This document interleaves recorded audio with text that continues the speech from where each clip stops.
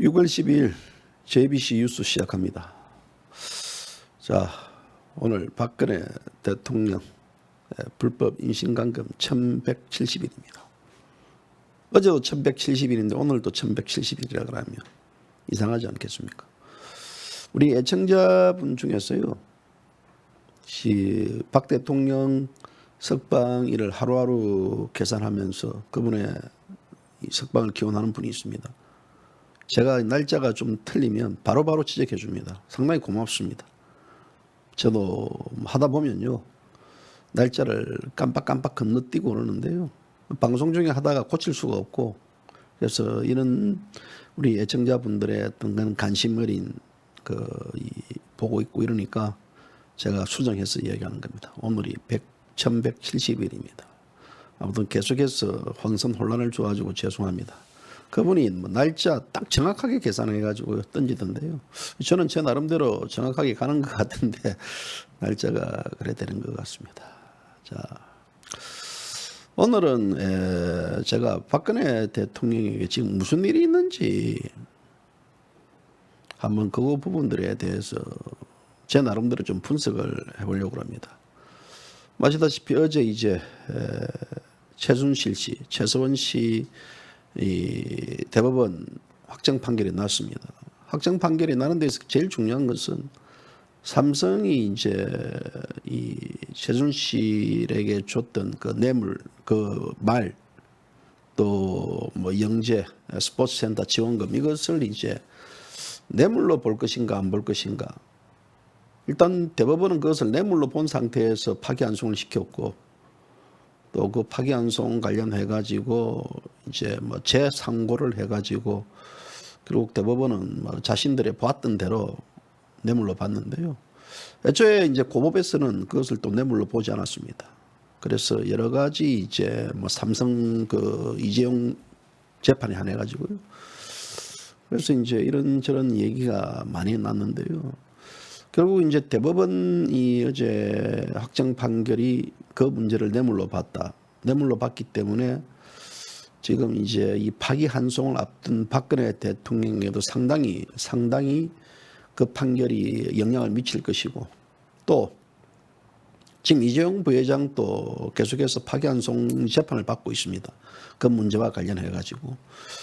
근데 이 파기환송심 재판 결국 그 받아보나 마나 일단 대법원이 그 부분들에 대해서 확정 판결을 했기 때문에 이재용 회장도 부회장도 그 범주 내에서 이제 그 관련해 가지고 그렇게 판결이 날 가능성이 상당히 높습니다.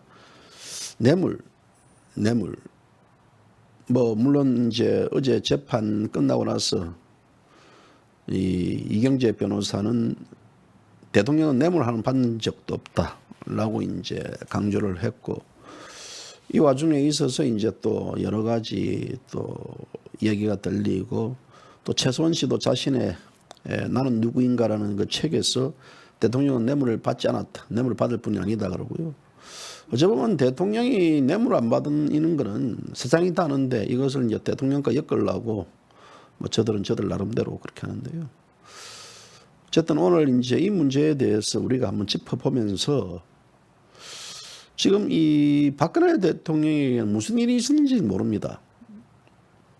예전에 이제 제가 이 서신을 보내면 저는 뭐 모르겠습니다만 간접적으로 그 서신을 받았다라는 얘기를 제가 좀 전해 듣고, 뭐 잘 읽었다라는 얘기도 듣고 이런 식의 뭐 좀 이래 여러 얘기를 전해 들었는데, 지금은 이 대통령이 지금 현재 그 안에서 건강 상태가 어떻는지, 또 무슨 일이 있는지, 특히 이제 유영아 변호사와의 관계에 있어서 어떤 상황이 지금 되고 있는지 전혀 모릅니다. 전혀 몰라요. 아시는 분이 있습니까? 그러다 보니까 많은 분들이 애간장을 탑니다. 애간장을 태우고 많은 분들이 지금 궁금해하고요 그러는데, 오늘 한번 이런 문제를 가지고 한번 짚어보도록 해보겠습니다.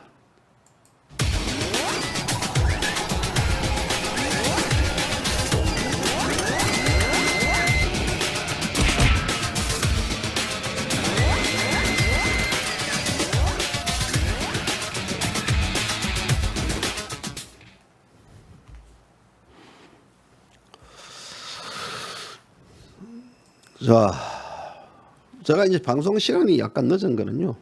약간 늦은 거는 뭐 아까 이제 커피 하나 영상을 하나 받았습니다. 영상을 받았는데 핸드폰을 던지고 핸드폰을 이제 누가 이제 만든 영상인데요. 아마 그 본 분들도 있을 겁니다. 근데 그 영상이 올라가자마자 제가 방송을 하려고 그러는데 브레이크가 걸리더라고요. 보니까 그 영상을 누군가 또 신고를 했어요. 영상을 누군가 신고했습니다. 신고해가지고 이 저작권에 걸렸다, 신고가 접수됐다 이래 돼가지고요. 이 신고한 사람이 누굽니까? 저는 앞으로 이제 이렇게 뭐 주고 신고 당하고 이러면 방송 못 합니다, 제가요. 그럼 저작권을 완전히 이거 주려는 분들은요, 거기서 풀어가지고 토스를 해주든지 해줘야 됩니다. 그래서 제가 그때도 이제 박근혜 대통령 그 영상 음악을 틀어가지고 또 조원진 대표 또 그 영상 음악을 틀어가지고 저작권에 당해가지고 6개월 정지 처분 당한 거 결국 3개월로 줄이고 해가지고 지금 같이 방송을 하는 건데요. 조심해야 됩니다, 우리요. 이게요. 주시려는 분들은 굉장히 그걸 문제에 대해서 이거 잘 이래 판단하고 이제 줘야 됩니다. 저도 영상이 원체 좋아가지고 우리 애청자분들에게 조금이라도 좋은 영상 보여주려고 틀었는데 누군가 신고하면 됩니까, 그걸?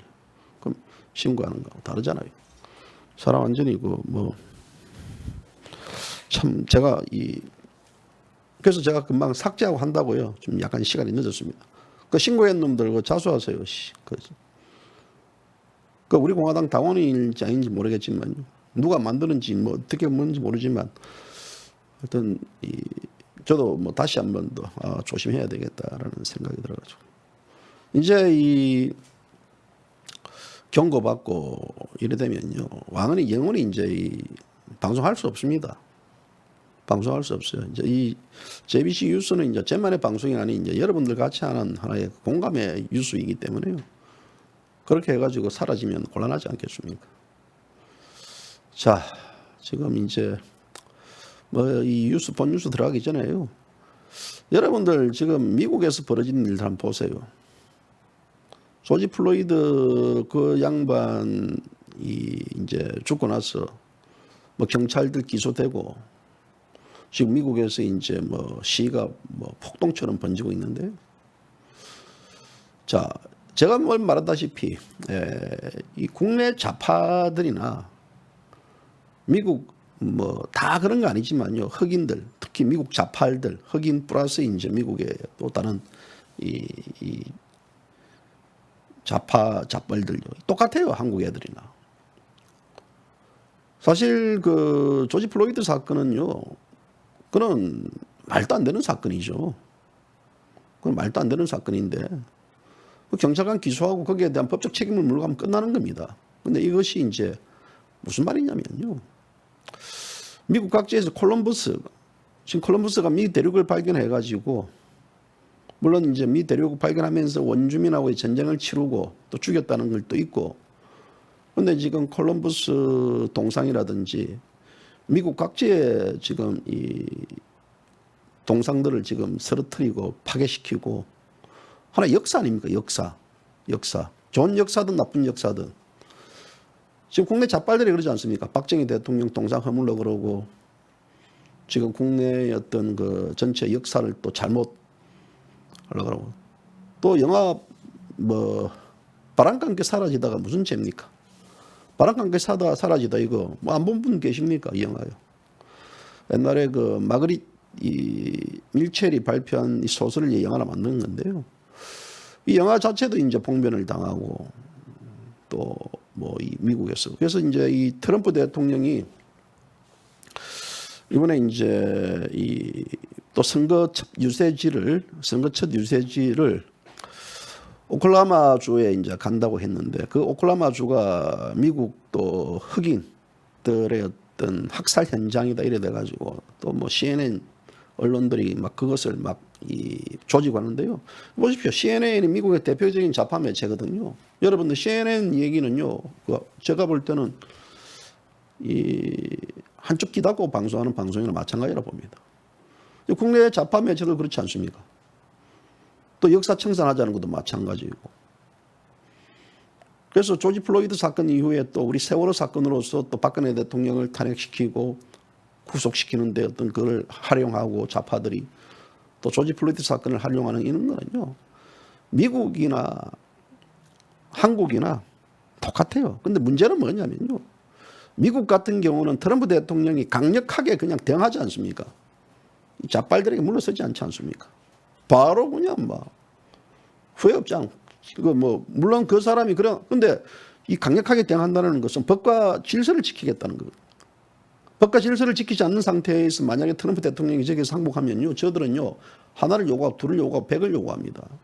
좌파들한테는 이 꼬리가 잡힌 상태에서는요, 저들은 못 견딥니다. 그렇기 때문에 저는 강력한 문제들, 전 한편으로 생각한다 그러면 박근혜 대통령이 촛불 시위 일어나고 또 이명박이가 강호병 사태 일어났을 때 저쪽 그 청와대 뒤편에 올라가지고 눈물 질질 흘리면서 아침 이슬이나 듣지 마시고 강력하게 등했다 그러면 지금 어떻게 됐겠습니까?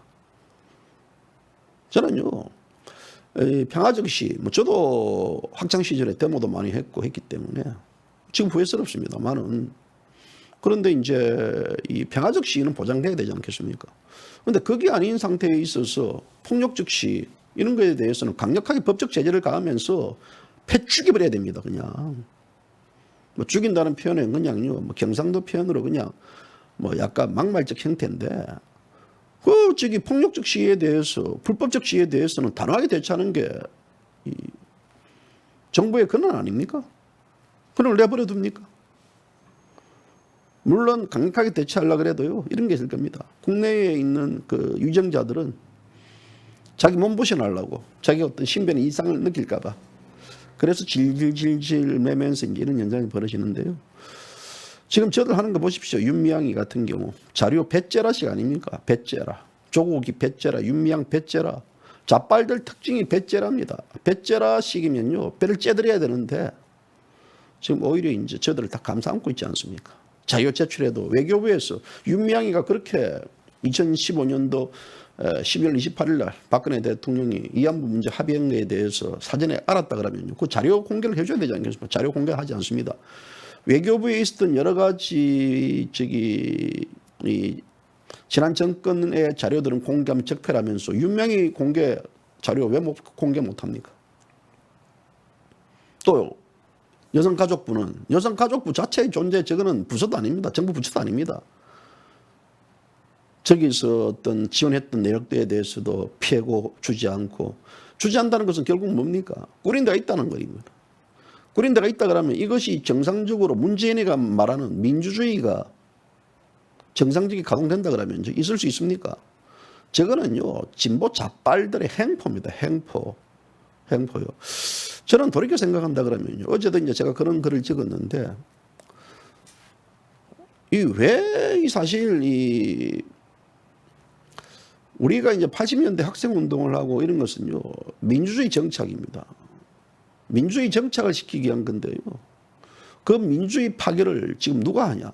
그로부터 33년이 지나가지고 문재인이 하고 있습니다. 문재인 정권이 하고 있습니다.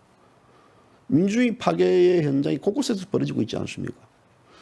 이런 측면을 보면요, 정말 저희들은요, 다시 한번 제가 느낍니다. 저희들은 인간이 아닙니다. 저는 인간이 아니라 봅니다. 인간이 어떤 기본적으로 가지는 것은 도덕과 윤리와 상식과, 또 사람이요, 부끄러운 줄 알아야 됩니다. 창피한 줄 알아야 됩니다. 양심이 있어야 됩니다. 저들은 양심에 틀도 없습니다. 그렇기 때문에 양심이 없다, 또 윤리 규범을 모른다, 또 배째라식이다, 막무가내다, 이거는 동물가에도 속하지 않습니다. 동물도 그렇게 안 합니다. 가축도 그렇게 안 합니다.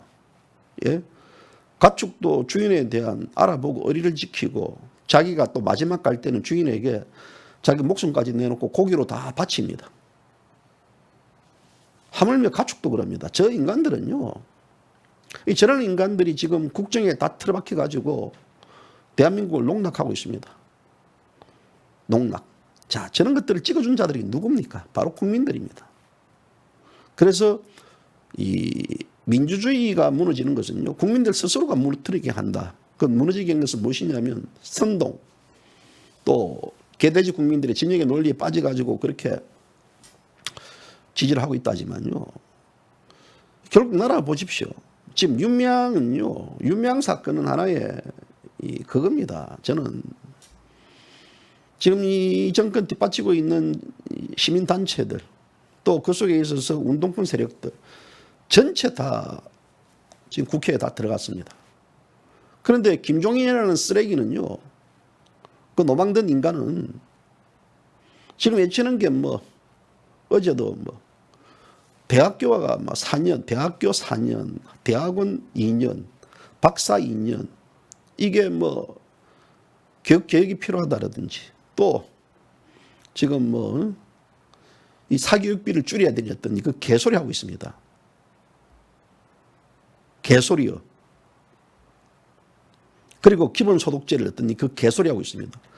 이 좌파들이 이 대한민국을 지금 역사와 체제를 망가뜨리고 있습니다. 한간 개소리는 하고 앉아 있습니다. 한간 개소리요. 그러니까 이런 노망들은 영감들요, 거의 김종인이, 내가 지금 할 말이 많습니다. 김종인, 네가 그 사기업 현장에 들어와 봤냐고. 지금 그것이 미통당이 이슈를 만들어 가지고 대응을 해야 됩니까? 탈북자들 그 전단지 뿌리는 거에 대해서 이제 이 군경을 동원해 가지고 막을 겁니다. 잡아들이겠다고 이제 문재인이가 이제 강력하게 대응하겠다고 했습니다. 이게 민주주의 국가에서 이룰 수 있는 일입니까? 전 세계에서 지금 인권 단체에서 문펑 정권 지금 질타하고 있습니다. 자, 이런 속에 갇혀 있는 자들, 그렇게 된다 그러면 이 속에 있는 우리가 배웠다는 자들, 뭐 지식인들, 소위 뭐 대학교 교수라든지 언론인들이라든지 법조인들, 뭐 이런 자들이 정신을 차리고요, 어쩌면 이 문제를 조절해 줘야 되거든요. 그런데 하지 않습니다. 다 편입돼 있습니다. 그걸로 다 들어갑니다. 특히 이 민주주의가 가장 큰 이기를 맞는 것은 알아서 낀다는 거죠. 그럴 때 민주주의 작동은 이미 끝났다 그러거든요. 근데 이 사회 지식인들도 알아서 끼지 않습니까? 알아서 끼는 단체가 어딥니까? 저는 법조인이라고 봅니다. 아주 야비합니다. 법조인들요. 그래서 예전에 이런 말이 있는 것 같습니다. 전체 다 법조인에 적용되는 말은 아니지만요, 사기치기 위한 최고의 사기꾼을 만드는 데가 법조인이라는 말도. 왜냐하면 기회주의 영역들이 맞는 자들 아니겠습니까? 이런 자들이 대한민국이 국정이 어떻니, 법이 어떻니, 이런 자들도 심판하지 않는 자들, 이런 자들 눈치를 보는 자들. 그러니까 이 나라가요, 저도 이제 제가 알고 있는 이 고위공직자 한 명이 있습니다. 고위공직자 한 명이 있는데요, 저하고 뭐 굉장히 친한 뭐 분입니다. 저도 뭐 연락은 안 하지만요, 어느 순간에 이제 이쪽에 기어버립니다. 자기 자리를 보존하겠다는 이런 게 의미인지 모르겠지만, 정말 보면요, 저도 연락 안 하거든요. 저도 연락 안 합니다. 왜 연락 안 하냐면, 내가 연락 안 하는 게 지 도와주는 거지. 그런 거 아닙니까? 그러니까 참 씁쓸합니다. 뭐 어제도 말씀드렸다시피, 제가 뭐 진실과 정의에 방송하는지 아는지는 모르겠지만요, 저는 어느 순간에 이 JBC 뉴스가 극우 뉴스가 되어버리고 저는 극우 기자가 되어버렸답니다. 부인하지 않습니다. 그렇게 극우로 가든 말든 이 나라가, 자, 이런 와중에 있어서 박근혜 대통령 문제도 들어오면요, 박근혜 대통령에게 지금 무슨 일이 어떻게 벌어진지도 모릅니다. 사람을 믿을 수가 없어요. 믿을 수가 없습니다. 지금 여러분들 사람을 믿을 수 있겠습니까? 믿을 수가 없어요. 곳곳에 이상한 자들입니다. 아주 이상한 자들이 많아요. 지금 우리 공화당 내부에서도 그런 말 많이 하지 않습니까? 또 자유우파 시민들도 많이 하지 않습니까? 이상한 사람이다. 저 사람 그렇게 안 봤는데. 이 인간이 아무리 카멜레온이라지만요, 자기 정체성을 갖고 있어야 되고, 또 신뢰 기반인데요. 지금 이 대한민국은 신뢰도 무너졌습니다. 희한한 일들이 많이 벌어지고 있습니다. 저는 개인적으로 이영하 변호사가 박근혜 대통령을 잘 보좌하셔가지고 그래도 영원한 충신으로 남기를 바랬습니다. 그런데 그 문제가 탁 틀어진 부분들은 이영하 변호사가 장난을 칩니다. 그런 게 뭐 장난을 치는 게 보여요. 예전에 뭐 홍문종 우리 공화당 전 대표하고의 관계에 있어서도 우리 공화당에 대한 어떤 멸시, 무시, 갈시라든지 이런 것들. 돌이켜보면요, 이영하 변호사가 정상적으로 그런 어떤 자유우파의 입장에서 변호를 한다 그러면요, 우리 공화당 그쪽 입장들, 우리 공화당 인분들을요, 그렇게 아주 뭐랄까요, 멸시적 발언을 하면 안 됩니다. 무시하면 안 됩니다. 정상적인 그렇다 그러면요, 그 집회에 나와가지고 태극기를 들고 또 집회에 나온 분들 음료수도 사들고, 그 음료수 사준다는 것은 우리 공화당 집회뿐만 아니라 또 박근혜 대통령에 대한 무죄를 외치고 했던 그런 여러 산하시민단체에 와가지고도요, 또 격려도 해주고, 이것이 저는 유 변호사의 어떤 그 행동이라고 봅니다. 물론 유 변호사 그렇게 행동을 하면 여러 가지 또 박심이 어떻게 되니 어떤 게 하겠지만요, 우리가 구더기 무서워서 장을 못 담근다는 말은 아니지 않겠습니까? 그런데 지난 박근혜 대통령에 대한 메시지를 3월 4일 낸 후 바로 미래한국당 비례대표 공천 신청을 하고, 또 거기에 대해서 공천에서 탈락하고, 다시 또 이제 뭐 재심을 하겠다 또 하고, 이런 와중에 있어서 박근혜 대통령하고 상의해서 놓은 거다라고, 박심이 있다라는 것들 뒤에서 이야기하고, 또 그 와중에 있어서 뭐 한 특정 유튜브에 출연해가지고 거의 2시간 동안 박근혜 대통령의 사사원 얘기까지 다 얘기를 하고, 또 본인 또 눈물을 보이고 또 억울하고 여러 가지 이제 이야기하는 이런 과정에서 보면요, 사람이 진정성이라는 게 있거든요. 진정성이라는 게. 박근혜 대통령의 변론을 맡았으면 박근혜 대통령 변론을 가야죠. 그 정치인 배지 달아서 뭐 하겠습니까? 그렇잖아요. 끝까지 박 대통령에 대한 신뢰를 보여주고, 또 그런 와중에 있어서 또 그 방송에 나와가지고 책을, 박근혜 대통령의 옥중 편지 관련해가지고 보냈던 서신들을 모아가지고 책을 내겠다고 그런 감상적인 발언을 하고 있습니다. 그러면 책을 내기 위해서는 그 사람이, 예를 들어 제가 박근혜 대통령 편지를 보냈는데 제 편지를 책으로 내기 위해서는 저한테 허락을 받아야 됩니다. 그 저작권은 제가 갖고 있는 겁니다. 그 변호사니까 더 잘 알 거예요. 그런 것도 없는 상태에서 일방적으로 책을 내겠다 그러고, 그건 뭡니까? 박근혜 대통령이라는 분이 뭐 이 재판까지도 거부하고 이 대한민국의 법적 질서를 바로잡으려 하고 있는 분이 앉아가지고 지금 그런 편지에 대한 감상적인 책을 내겠다. 그러면 얼마나 이 좌파들이 조롱하겠습니까? 그렇지 않습니까? 우리가요, 이 존 칼들은 좀 숨겨놔야 됩니다. 다 보여주면 안 됩니다. 지금 대통령이 그럴 처지가 아니잖아요. 대통령이 지금 그렇게 책을 내면서 그렇게 한가하게 할 수 있는 그런 처지입니까? 아니지 않습니까? 뭔가가 세상을 보면요, 생각을 해야 됩니다. 제가 밝힐 내용들은 많습니다. 이영하 변호사가 뭐 물론 제가 확인은 되지 않았지만요, 여러 가지 이제 제가 들은 바에 따르면 그거 다 얘기하면 여러분들 열받습니다. 저는 그렇습니다.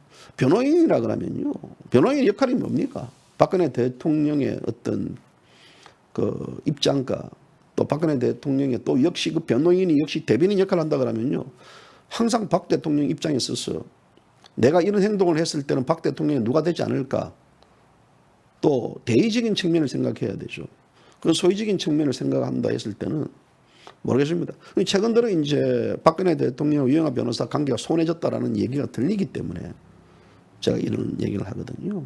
왜 손해진 관계이냐. 이렇게 전체 보면 말이 땡 굴뚝에 연기가 나겠습니까? 그동안 유영하 변호사가 뭐 열심히 하고 혼자서 최선을 다한 건 사실입니다. 지난 2017년도 10월 달에 박근혜 대통령 1심 판결이 나가자 거기에 대해서 이 사선 변호인들, 유영하 변호사 포함해가지고 모두 다 사퇴했지 않습니까? 저는 사퇴했지 않습니까? 저는 사퇴한 상태에서 박근혜 대통령은 혼자 이제 변호인도 없는 혼자 상태고 이 와중에 있어서 이 유영하 변호사하고 또 우리 변호인 사이에 있어서 변호인들끼리 서로 뭐 대립 갈등을 해가지고 서로 뭐 이래 좀 안 좋은 얘기도 많이 들렸습니다. 당시에. 그렇기 때문에 뭐 유영하 변호사 때문에 더 이상 변호를 못하겠다라고 주장하는 분들도 있었고 뭐 그 내부적으로 그 들린 얘기이기 때문에 그런 건 언제나 있을 수 있겠죠. 그러고 나서 또 박근혜 대통령이 2018년도 1월 달에 이 국정원 특활비 관련해 가지고 새롭게 이제 기소가 되니까 유영하 변호사를 또 선임했다. 그래서 다시 이제 뭐 박근혜 호위무사 유영하가 박 변호사 맡는다. 저는 그로부터 계속해서 박근혜 대통령의 이 변호인을 맡는 줄 알았습니다. 그런데 최근 들어 박근혜 대통령이 이 본인의 사건 기록을 보고 싶다 해가지고 지난 4월 달에 이제 유영하 변호사를 통해 가지고 국선 변호인들에게 이제 사건 기록을 좀 이렇게 복사해 달라고 부탁을 했는데 복사해서 자기에게 달라고 했는가 봐요. 자기가 전해드리겠다고 했는데 이 국선 변호인들이 당신이 뭔데 달라고 그러느냐. 그래서 이 유 변호사 요청을 거절했답니다. 대통령의 뜻을 이제 전달했는데 정식 선임 변호사도 아닌데 우리가 왜 법적으로 당신에게 그 사건 기록을 주느냐 해가지고 팽시켰답니다. 이게 이제 뭐냐면 그거 맞거든요. 우리가 볼 때는 이제 이 대통령하고의 유영하 변호사는 변호인 관계로서 우리가 알고 있지만 실제는 지금 변호인 관계가 아닌 저는 이제 그때 며칠 전 이 언론 보도를 보고요. 그러면 유영하 변호사는 박근혜 대통령 변호인이 아닌가? 그럼 뭐지라는 의심이 듭니다. 왜냐면요. 유영하 변호사가 박근혜 대통령 변호인이야 그랬다면 당연히 유영하 변호사가 거기에 대한 자기가 복사를 하고 자기가 하겠죠. 자기가 복사를 하지 않고 저는 그게 의심스럽단 말입니다. 왜 박근혜 대통령이 유영하 변호사 복사를 시키면 되는데 사건 변호사 거기에 관련해가지고 복사를 시키는 게 아닌지 아닙니까? 근데 지난 또 이 파기환송심에서도 유영하 변호사가 오지 않고 국선 변호인이 와가지고 이제 거기에 대한 변론을 하고 이런 과정에 있어서 유 변호사가 박근혜 대통령 뭐 변호사 사임결 뭐 변호인이 아니다 뭐 갑론을박이 있더라고요. 그래서 저는 뭐 이 국선 변호인이 하기 때문에 유영하 변호사가 가지 않았느냐 이렇게 여러 가지 이제 좀 이래 촉을 세워 봤는데 지금 보니까 그게 아니네요. 지금 보니까 그 당연히 이 박근혜 대통령이 이 선임하지 않는 변호인에게 그 자료를 넘겨가지고 줄 필요가 없다 이거죠. 어찌 보면 이제 그 말을 믿을 수 없다 이거거든요. 그 말을 예를 들어 변호인들이 그 복사를 해가지고 유영하 변호사가 이 사건 기록을 뭐 다른 데 악용할 수도 있다라 판단할 수도 있을 것이고 그건 굉장히 중요한 거다 말입니다. 아까 말씀드렸다시피 저는 사람을 믿을 수 없다는 것들이 바로 그런 것도 있다고 봅니다. 정상적인 우리가 어떤 판단이라 그러면요. 박근혜 대통령이 유영하 변호사를 통해 가지고 국선 변호인에게 제 사건 기록을 좀 복사해 달라고 해 주십시오라고 했어요. 그러면 이 국선 변호인들이 유영하 변호사의 어떤 얘기는 박근혜 대통령의 어떤 얘기나 마찬가지 아닙니까? 그러니까 국선 변호인들이 그 복사를 해가지고 유영하 변호사에 전해주고 또 유영하 변호사는 그걸 박근혜 대통령에 전달해 주는 게 그 순수 아닙니까? 그런데 그 자체를 거절했다. 이것은 뭐냐면요. 변호인들 자체, 이 변호인들은 나름대로 자존심 있는 사람들이거든요. 왜 우리가 그런 게 하느냐. 당신이 뭔데. 경우도 이런 것도 있겠죠. 거기에 복사비가 뭐 600만 원 들어가니 1000만 원 들어가니 복사비 관련해가 있는데 뭐 기존 지금 언론들은 복사비 관련해가지고 소설 같은 얘기를 듣던데요. 막말로 복사비 뭐 600만 원요. 뭐 제가 달러 빚을 내서라도 대통령한테 전달해 줄 수 있습니다. 제가 그 변호인들한테는요. 그렇지 않습니까? 그 우리가 그 자존심 상하게 돈 600만 원 가지고 또 국선 변호인들이 자기들이 어떤 거기에 대해서 돈 600만 원 이상 복사 비용이 들기 때문에 자기 비용이 들기 때문에 또 거기에 대한 뭐 그거는 자기 비용 아니잖아요. 그거는요. 법원에서 청구했을 때 법원에서 알아서 해줄 수 있는 법원에서 다 그러면 주는 거. 물론 이제 여러 가지 비용적인 측면과 거기에 대해서 복사를 하려고 하면 뭐 20만 페이지가 이게 뭐 이 A4 용지로 작은 용입니까? 그래서 이제 결국은 USB에 담아주겠다. USB에 담아주겠다. 그래가지고 이제 그렇게 이제 했는데 또 이 박근혜 대통령이 오죽 그렇게 됐으면요. 서울 그 구치소에 있는 이 교도관을 통해 가지고 국선 변호인에게 자신의 뜻을 다시 전달하고 이렇게 했습니까? 유영하 변호사가 있는데 그것이 묵혀 들어가지 않으니까 서울구치소에 있는 변호인에게 구치소에 있는 교도관에게 좀 그걸 다시 복사를 좀 해달라고 그런 부탁을 했다. 이거는요. 정말 이거는 심각한 문제입니다. 그 심각한 문제는 뭐냐면 도대체 박근혜 대통령은 지금 현재 어떻게 돼 있는지 유영하 변호사에게 이제까지는 다 대통령의 입가 이제 사실상 손발이 돼주고요. 그래도 뭐 최선을 열심히 다 했다고 하니까요. 본인도 열심히 한 건 사실이겠죠. 네. 아닙니다. 지금 오는 11일 날이 이제 박근혜 대통령 파기환송심 재판이 열립니다. 그 파기환송심 재판은 굉장히 중요한 포인트거든요. 이번에서 이제 그 파기환송심에서 뭐 검찰도 또 박근혜 대통령도 불복해가지고 대법원에 재상고를 할 경우에는 박근혜 대통령이 어떤 예를 들어 석방 중에서도 사면 논의가 완전히 물속에 다시 잠기는 거죠. 우리나라 사면은 결국은 최종 확정 판결이 난 다음부터는 그 다음에 이제 이 대통령이라는 자가 사면권을 쥐고 있습니다. 지금 정치권에서 대통령에 대한 사면을 빨리 좀 해야 된다라고 얘기를 하고 있는 것도 바로 이제 파기환송심이 끝나는 건. 그러니까 만약에 이제 이것이 7월 10일 날 뭐 검찰도 거기에 대한 불복하고 또 대통령도 불복해가 재상고를 했을 경우에는요, 이 사안 달라지는 겁니다. 그래서 지금 현재 박근혜 대통령이 이 USB에 사건 기록을 담아달라 이랬던 것들은 재상고를 하기 위한 하나의 절차적 과정을 거치는 건지 아니면 그것을 다른 용도 목적으로 사용할 것인가 여러 가지 이제 논란과 추측이 있습니다. 그렇기 때문에 지금 현재의 어떤 이 대통령 파기환송심 10월 10일 앞두고 있습니다. 지금 이제 한 28일 뒤면 서울고법에서 열리는데요. 선고입니다. 최종 선고인데요. 결국 이제 어제 이제 최순실 씨의 재판 결과를 볼 때도 결코 이 파기환송심에 있어서 최종 선고에서도 좋은 내용이 안 나올 겁니다. 일단 대법원이 삼성의 최순실 씨에게 정했던 뭐 33억 플러스 영재, 뭐 지원금, 영재 스포츠센터 지원금 등 해가지고 토탈 50억 이상 되는 돈을 다 뇌물로 받기 때문에요. 다 뇌물로 받기 때문에 또 이 뇌물로 받던 부분들을 어제 이제 이 뇌물로 받기 때문에 파기환송시킨 거 아니겠습니까? 대통령에 대한 어떤 그 대법원 상고였어요. 근데 그 파기환송시켰던 것도 역시 최순실 씨도 마찬가지거든요.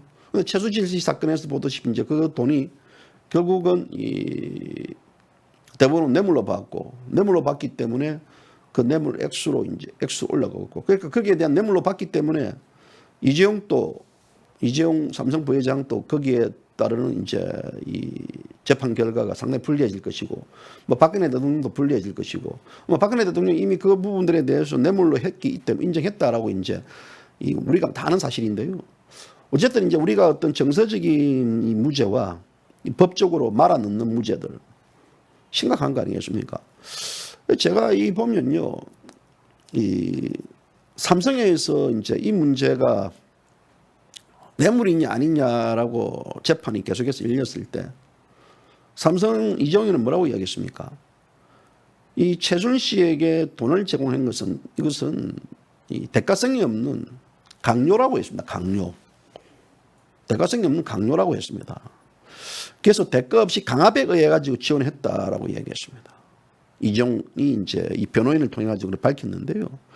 그래서 대가성이 입증이 안 될 경우에 무죄 판단 여지가 있기 때문에 이제 그렇게 말린 건데요. 그래서 이제 이 부회장이 이 뇌물 공여액인 영재센터와 또 성마 지원에 관련해 가지고 이 권력의 요청에 의한 비자발적 행위, 그러니까 권력의 요청이라는 것은 박근혜 대통령이 당신 주라고 압력을 받았다는 것들이죠. 그래서 이제 이재용이가 2014년도 1차 독대에서 대통령이 성마협회 인수를 제안받은 후 2차 독대 시까지 삼성은 10개월간 별다른 이제 지원을 하지 않았었는데 2차 독대에서 당시 대통령이 질책을 했다. 그래서 용역 계약을 체결했다. 그래서 대통령의 압력에 의해서 어쩔 수 없이 지원을 했다라고 주장했습니다. 그래서 이 대통령 질책 때문에 지원하게 됐다는 것은 결국 이 자기가 뇌물을 준 걸 인정했다는 거라고 포괄적 해석을 했습니다. 그래서 영재지원센터는 2015년도 7월 달에 2차 단독 이 대통령의 요구에 의해서 이제 이루어졌다 주장을 계속 해왔습니다. 그러니까 이거 미치 환장할 것이죠. 왜 이재용이가 대통령 압력에 의해서 줬다, 강압에 의해서 줬다라고 계속 얘기할까요? 자기가 빠져나갈 균형을 찾는 거. 근데 지금 이재용 이재용 변호인도 그렇고요. 이 사건 자체를 실체를 모릅니다. 이거는 말아넣기 위한 과정이기 때문에요. 예를 들어 이재용이라는 자가 대한민국 스포츠가 발전되고 이 승마라는 것은 말을 스폰서 해줘야 됩니다. 그러면 정유라는 애가 올림픽에서 금메달을 땄고 또 세계 유수대회에서보다도 금메달을 따고 국위를 선양하기 위해서 삼성에 지원을 해줬다. 삼성이 그런 지원해 주는 거 아니겠습니까? 그런데 거기에 대해서 강압에 의해서 했다. 지금 동계올림픽 지원센터에도 강압에 의해서 했다. 그러다 보니까 결국은 이것이 이제 자기의 성계 인직을 받기 위한 하나의 그러니까 박근혜 대통령이 이정의 성계권 인수에 관련해 가지고 그 목을 쥐고 있기 때문에 자기는 어쩔 수 없이 줬다, 강압에 의해. 이런 식의 이제 법적 판단을 할 수 있는 요인들을 만들어 주는데요. 그러다 보면 제가 이제 이재용이라는 그 부회장을요, 상당히 비판적 시각으로 바라보는 것은 이런 자가 무슨 정령을 제대로 할 수 있는 자입니까?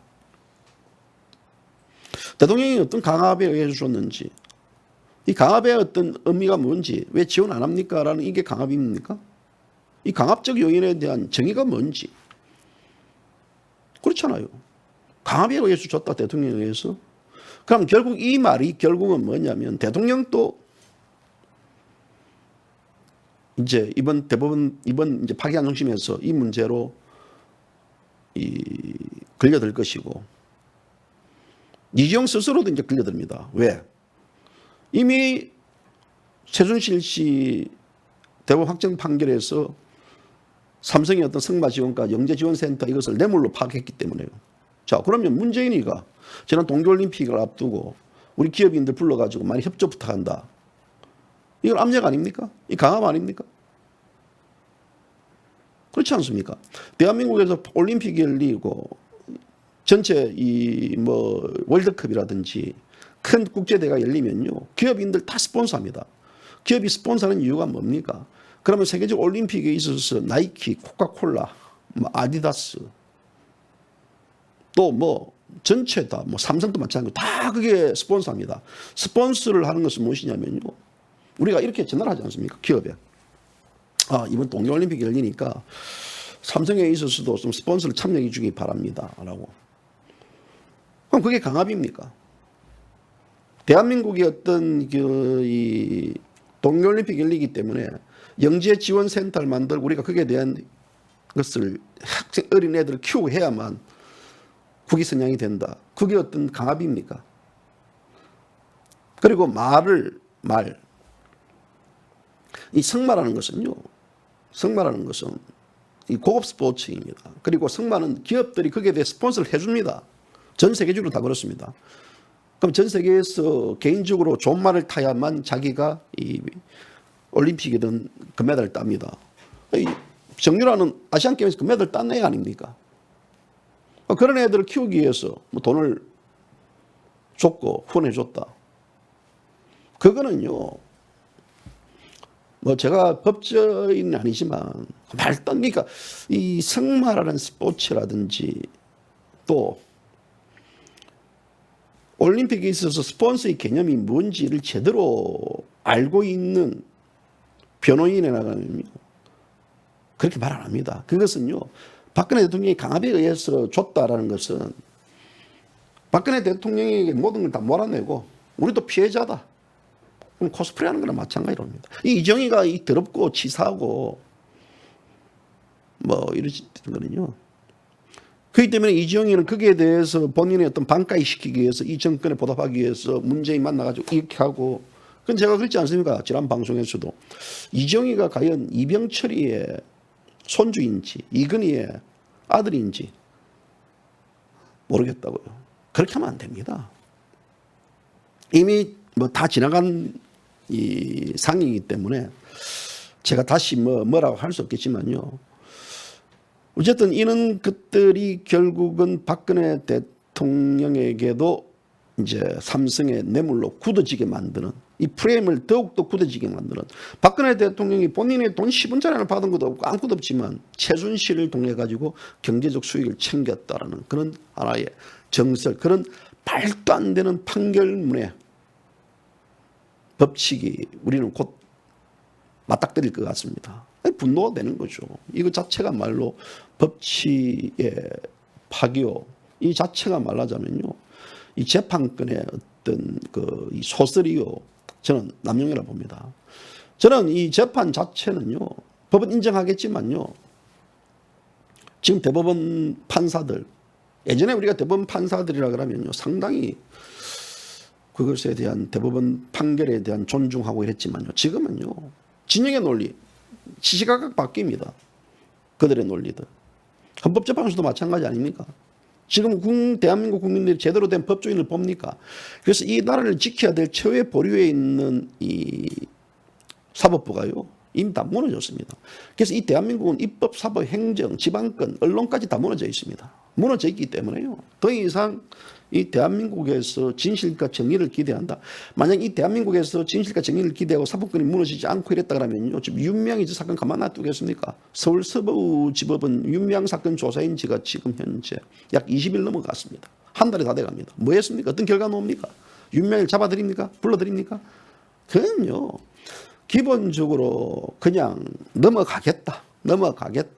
국민들, 너희들은 우리는 이 대한민국을 혁명가업 중이다. 말하자면 혁명가업 중이기 때문에 이까짓 거 좀 더 약간 허울들 이거는 아무것도 아니다. 전 정권에 비해서 적폐 세력들이 이 대한민국을 망친 것들에 비해서는 우리들의 이것은 아무것도 아니 넘어가자. 이건 하나의 그 개념들을 갖고 있는 자들입니다. 정상적인 나라가 아니죠. 정상적인 나라면 이렇게 되겠습니까? 정상적인 나라가 아니고 이는 정상적인 나라를 바로 잡아야 될 이 사법부마저도요. 이미 촛불 세력들에게 지배당하고 그들이 아닌 걸 알고 있습니다. 그들이 아닌 걸 알고 있지만 그들 스스로는 이것을 이제 자기들의 스스로 부정하면 자기 스스로가 그 어떤 소위 이 구락부에서 퇴출당할 있고 공격당할 수 있고 이렇기 때문에 양심적인 판결 기대하지 않습니다. 그래서 그대들이 뭐 대통령에게 징역 100년을 때리든 200년을 때리든 마음대로 하세요. 마음대로 하는데 다만 이제 이 대통령에게 지금 현재 어떤 일이 무슨 일이 벌어지는지 아무것도 모른다는 것들이죠. 아무것도 모르는. 제가 이제 이 방송이 끝나면요. 대통령 한 편지를 한번 적으려고 합니다. 다시. 대통령이 도대체 어떤 일들이 벌어지고 있는지에 대한 많은 분들이 또 궁금해하고 이 유영하 변호사의 관계에 있어서 그렇지 않습니까? 사임했다가 다시 이 4개월 만에 재선임 됐다가 지금 우리는 재선임 되는 줄로 알고 있었는데 그러면서 또 이 유 변호사가 이 당시 이제 또 이 같이 대통령 변호를 했던 여러 분들한테도 변호사법 위반으로 또 이 서울지방 이 변호사에 또 제소당하고 뭐 이런 여러 가지 갈등의 요소가 있고 지금 대통령 아마도 이 말은 하지 않겠지만 유 변호사를 액면 그대로 믿지는 않을 거라고 봅니다. 대통령의 성격상요. 대통령의 성격상 약간 대통령은 신뢰가 깨진다든지 혹은 상대가 뭔가 모르게 뭐 거짓을 했다든지 그런 적발됐을 경우에는요 아주 칼같이 딱 거절하는 분이시기 때문에 그래서 아마도 지금 확인은 되지 않습니다. 제가 뭐 유 변호사한테 전화를 해가지고 물어볼 수도 없는 입장이고 뭐 그분이 제가 한다 가지고 제 말을 얻겠습니까? 다만 저는 이제 합리적인 의심들, 대통령 변호인이기 때문에 유영하 변호사에 대한 합리적 의심들, 어떤 일이 있는가에 대해서 그런 부분들은 또 유 변호사가 언론을 통해 가지고 밝혔으면 좋겠다. 왜 이 지금 현재 이 국선 변호인들이 지금 언론 보도에 따르면 국선 변호인들이 유 변호사의 이 재판 기록, 사건 기록을 복사를 거절했는지, 왜 거부했는지. 그 거부한 이유가 뭔지, 그들은 지금 정식 변호사가 아니기 때문에, 변호인이 아니기 때문에 거부했다 그러는데 그게 사실인지 아니면 진짜 대통령이 그런 게 시켰는지, 지금 대통령과의 관계가 어떻게 형성이 되는지 이런 것들을 본인에 대한 의혹입니다. 본인에 대한 의문이기 때문에 본인이 밝혀야 될 의무가 있다고 봅니다. 뭐 그동안 유 변호사 주장도 자기 주장이지만 대통령을 위해서 너무나 열심히 했고 오직 대통령의 어떤 그 안위를 위해서 자기는 최선을 다했다. 그 부분도 맞다고 봅니다. 저는요. 뭐 대통령 안위에 의해서 무시하고 했다는 게 아니고요. 근데 이제 그런 가정의 절차들, 이런까지 이제 유 변호사가 보였던 이런 가정의 절차들을 보면 뭔지 모르게 뭔가 모르게 석연치 않다라는 의구심들, 이 의구심이 있는 거고 이 의구심에 대해서 풀어야 될 사람 역시 이 유영하 변호사라고 봅니다. 그래서 우리는 지금 이 박근혜 대통령이 이제 점점 그 파기환송심의 선고가 다가오는 이 시점에서 또 이 재판 기록 관련해 가지고 여러 가지 사항들이 지금 맞물리는 입장에 있어서 보다 더 지금 이 대통령 석방 또 대통령의 사면 뭐 이런 여러 가지 문제에 대해서 지금 자유우파 국민들이 관심을 보다 더 가져야 되지 않겠느냐. 지금 계속 제가 지금 우리 방송을 통해 가지고 대통령에 대한 1170일 적을 적는 거는요. 여러분들에게는 하루하루 숫자가 지나가는 걸 적는 게 아닙니다. 우리가 저렇게 대한민국이 지금 뭐 조원진 대표 말대로 불법 인신 감금이 대한민국이 1170일 동안 당하고 있다라는 이런 사실들, 이런 사실들에 대한 포괄적 개념입니다. 그래서 하루하루 대한민국이 또 무너져가는 이런 과정이고 이렇기 때문에 이 시각에 따라 다를 수도 있습니다만은 뭐 시각이 좌파의 시각, 우파의 시각들 또 제가 바라보는 시각도 다를 수 있겠지만 박근혜 대통령은 이 뇌물 한 푼도 받지 않은 대통령이고 그런 대통령이 이 저렇게까지 이 정권 하에 있어서 이 인권이 유린당하는 거 이거는요 참 생각하면 할수록 이 비통함과 원통함이 차옵니다. 그래서 꼬우면 출세하라는 말이 있습니다. 꼬우면 출세하라는 말이 있는데요. 꼬우면 뭐 우파가 정권 잡아라. 근데 우파가 정권 잡기 나름 아니겠습니까? 저런 미통당 같은 그런 김종인 산악 그 쓰레기 집단들이 이 정권을 잡으면요 오히려 나라 더 망칩니다. 그럴 바에는 좌파가 모든 걸 다 보여주고 대한민국 화끈하게 말아먹고 그래서 대한민국 국민들이 화끈하게 정신 차려가지고 또 이 새로운 대한민국이 만들어지기를 저는 바랍니다. 오늘 방송 여기까지입니다.